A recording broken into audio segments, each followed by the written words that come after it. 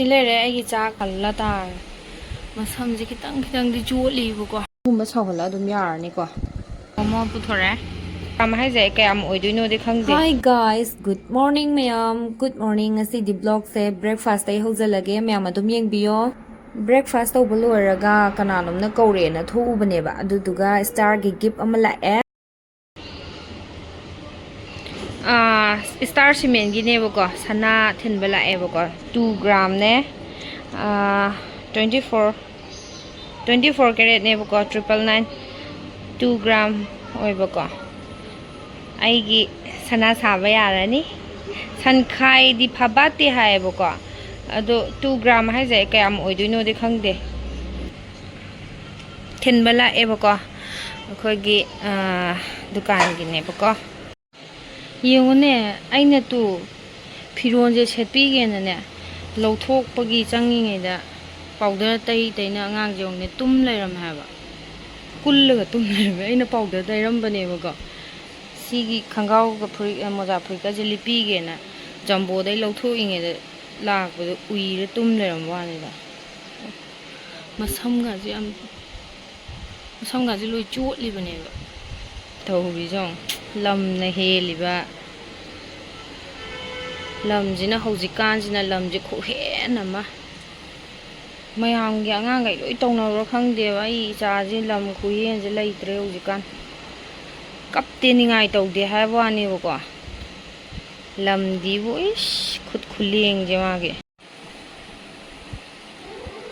tumme khangau fresh san bi grain salata masam ji kitang di joli bu ko aina tawel akang bana budi tai thokpi bane ba ngasi di lunch se khara kano tongna light oina tawge na ko hawai thonge aduga sida yen kangsoi amaga tawshalle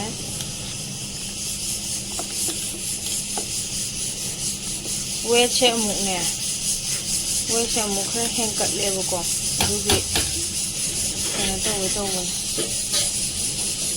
khara mo handa hange tawne ba isa no ai tabdo adugi ai je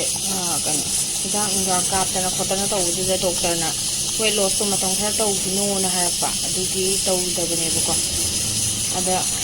weight se mo 63 dagi 60 ga 6 amuk laigre ba ko adugi ai na mo weightloss ta hauragen tawbane ba ko khujin ne polish loi ko e khujin ju te khildei bit lai ta dana ne ai je khujin ne polish am ta shin ge tawban hawai je lotion ba yare aina gi tang hapa ga tarka tawrabane ba kam ba lore ba ko ai satu ine ba ina du yenga je kamai tawge na hi ji kitang tangjalan gi masagi thau je thoe ba ko da haido thame inghan na ba khamel sun ba khara hape duga tilhau chana duga samaroi khara hapchalaga adum phut bane ba silere ai chak tamodi ngale cha gi hai ba ko chaning dri hai ba ai chak sida lore si bal macha ji ma duga yen chamthong silere aduga hawai na khara yamna lawre se charani tamo na ngak lerga cha ge hai ma chaning dri hai bu ko sebot macha lngdum manbi habado adudune bu ko matum si je aina bori neutrala do adudune dagi neutrala ga thongjira na tragana maitai bori du ga thongjira belentry hapani duga sebot no bujiga toroga thongge tawbane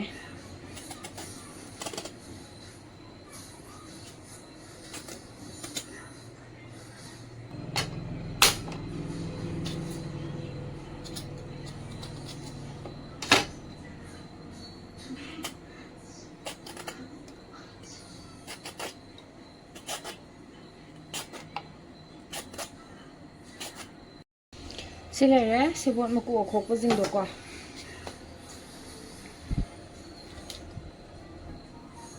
sina belentry jin nau bane do aina kuina thamu bodo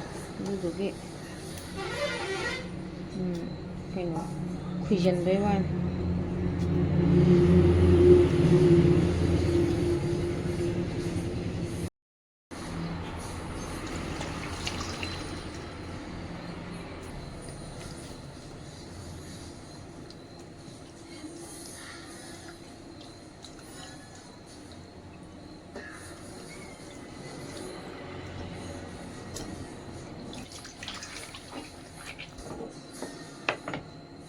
mafon kitang oinaba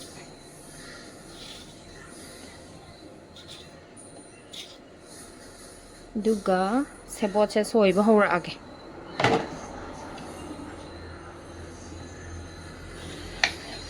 yam nawbane maruga amta pandam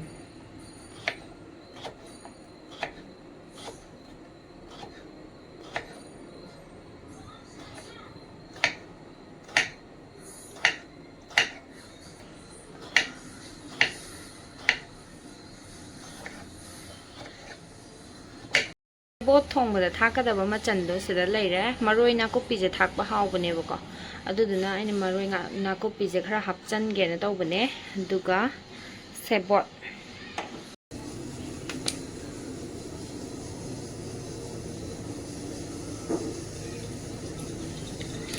yamal nupamna thau chaning de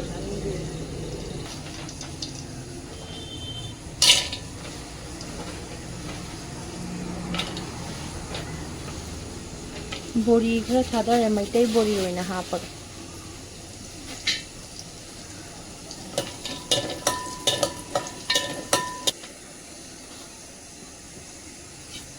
jira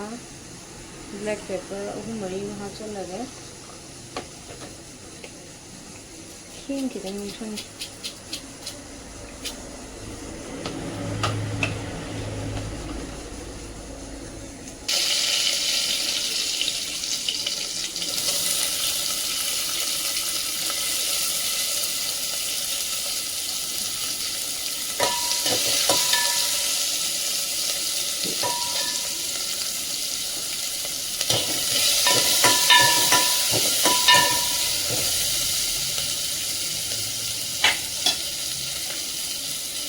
hapchale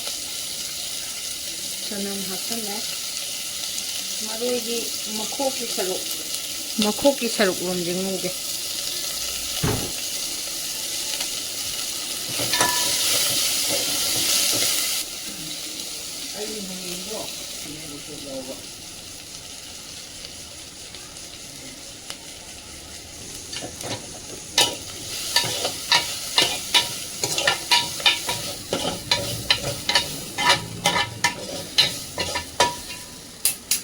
mulle duna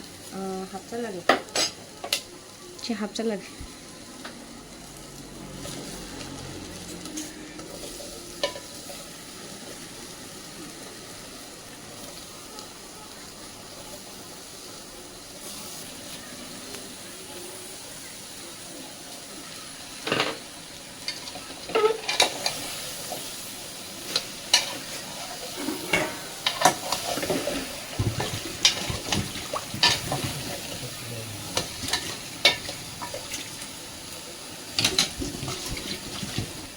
size ngahaktan khumjalaga khara mondha hangige duga otke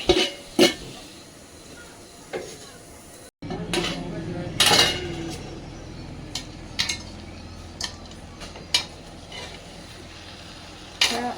pathar eko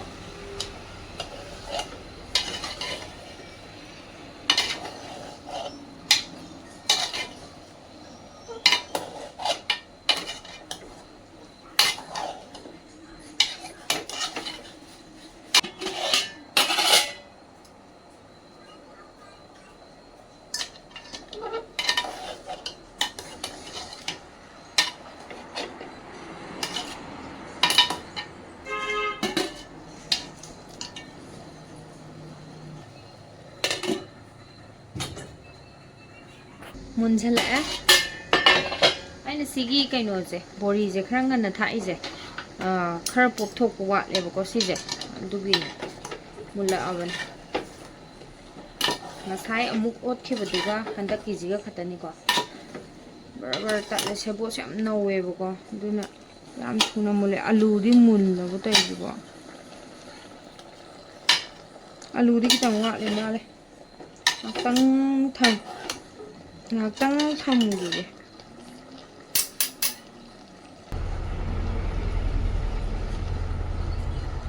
ꯃꯔꯣꯏꯁꯦ ꯁꯨꯝ ꯀꯥꯟꯗ ꯈꯔ ꯊꯥꯛꯆꯜꯂꯒ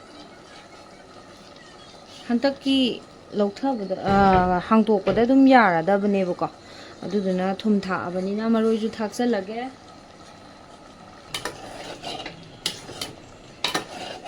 ꯆꯥꯛꯁꯤ ꯂꯩꯔꯦ ꯑꯃꯃꯨꯛ ꯁꯧꯍꯜꯂꯦꯕꯀꯣ ꯌꯥꯔꯦ ꯐꯖꯅ ꯃꯨꯜꯂꯦ ꯃꯨꯊꯠꯂꯒꯦ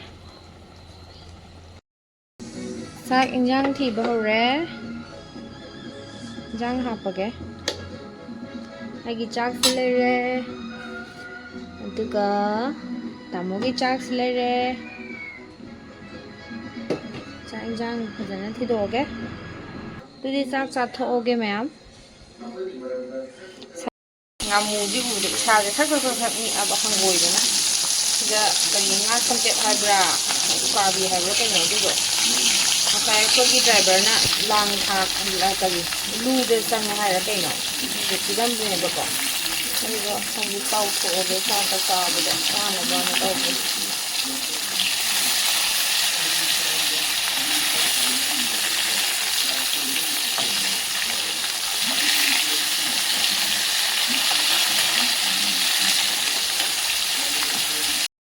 thagi puba mishak amoriki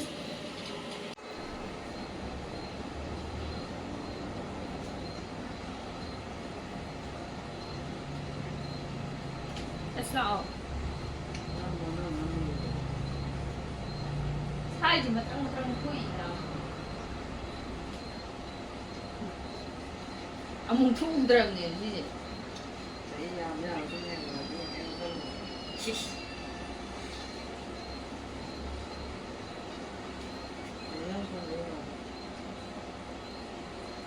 Hi guys. Mayam abu koi thu ge coffee thakpa hai tare coffee thakpa chaluge Sebot ngasidi pot su mayam lakpagiko kano taweba thobak yam chinba nupa ama wadana tummi ware mayam tummagi aina Sebot coffee thak chaluje na hauba para zuana chatlusi oiba oina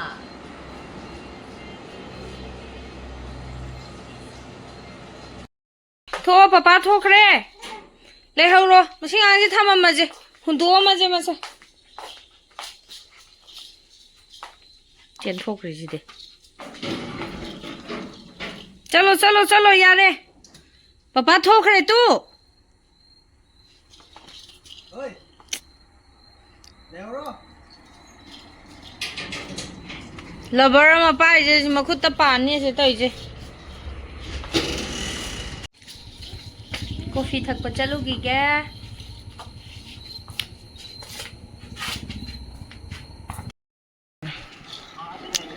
coffee ga momo ga cha ge hai da mama ice cream han cha hai ji de ai ngon dai ko li ji di na ngon dai ko lo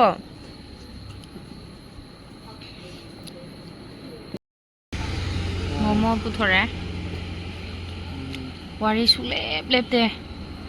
ngasai dagi sanabo wari do ngahaktang tholakpa sida june adum sana lai the businessman sari hababu yade phugamo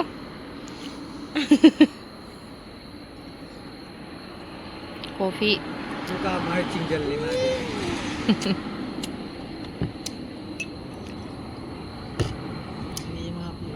happy no thumni angangda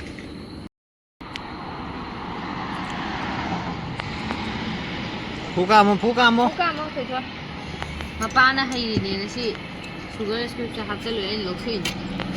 phugamo